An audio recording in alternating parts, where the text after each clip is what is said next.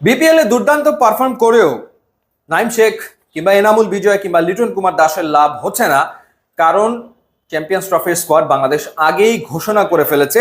কারণও ছিল, একটা তারিখ বেঁধে দেওয়া হয়েছিল আইসিসির পক্ষ থেকে, যে কারণে দল ঘোষণা করে দিতে হয়। তবে ব্যতিক্রম ঘটিয়েছে পাকিস্তান। অবশেষে অবশেষে তারা চ্যাম্পিয়ন্স ট্রফির স্কোয়াড ঘোষণা করেছে এবং বিপিএল কে কাজে লাগিয়ে দুর্দান্ত পারফর্ম করে তিনজন ক্রিকেটার পাকিস্তানের চ্যাম্পিয়ন্স ট্রফির স্কোয়াডে জায়গা করে নিয়েছে। সেই তিনজন কারা? প্রথমজন, তিনি খেলেছেন রংপুর রাইডার্স এর হয়ে খুশদিল শাহ। 59.60 গড়ে এবারের বিপিএল এ 298 রান করেছেন খুশদিল এবং 16 মাস পর আবারও তিনি দলে ফিরেছেন। সবশেষ টি-20 খেলেছেন 2023 সালে, সবশেষ ওয়ানডে খেলেছেন 2022 সালে। তার মানে বোঝাই যাচ্ছে যে বিপিএল এর পারফরমেন্স দেখা হয়েছে, বিবেচনা করা হয়েছে, সে কারণে তাকে দলভুক্ত করা হয়েছে। আরেকজন এবারের বিপিএল এর প্রথম সেঞ্চুরিয়ান অর্থাৎ উসমান খান, চিটাগং কিংস এর হয়ে এক সেঞ্চুরিতে 285 রান করেছেন উসমান এবং এবারই প্রথম পাকিস্তানের ওয়ানডে স্কোয়াডে তিনি জায়গা করে নিয়েছেন। এরই ভেতরে খুশদিল শাহ এবং উসমান খান তারা পাকিস্তানে ফিরেও গেছেন।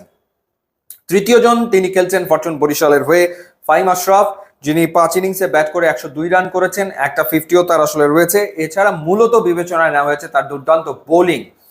তাসকিন এখন পর্যন্ত এবারে বিপিএল এ হাইয়েস্ট উইকেট টেকার, 25টা উইকেট নিয়েছেন। দ্বিতীয় অবস্থানে রয়েছেন ফাহিম আশরাফ, 20টা উইকেট তিনি পেয়েছেন। সুতরাং ফাহিম আশরাফের পারফরমেন্সকেও মূল্যায়ন করা হয়েছে। বিপিএল এ যেভাবে তিনি খেলেছেন সে কারণে তিনি দলভুক্ত হয়েছেন। এবং সবশেষ যে ওয়ানডে সিরিজ খেলেছে পাকিস্তান, সেই দল থেকে বাদ পড়েছেন আব্দুল্লাহ শফিক, ইরফান খান, সাইম আইয়ুব এবং সুফিয়ান মুকিম।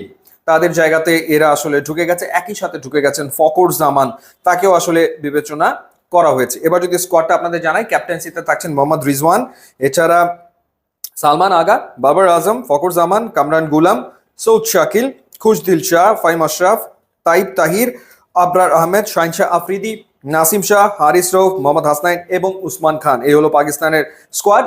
বাংলাদেশ, ইন্ডিয়া, নিউজিল্যান্ড এবং পাকিস্তান একই গ্রুপে রয়েছে এবং 19 ফেব্রুয়ারি থেকে এবারের চ্যাম্পিয়ন্স ট্রফি শুরু হতে যাচ্ছে।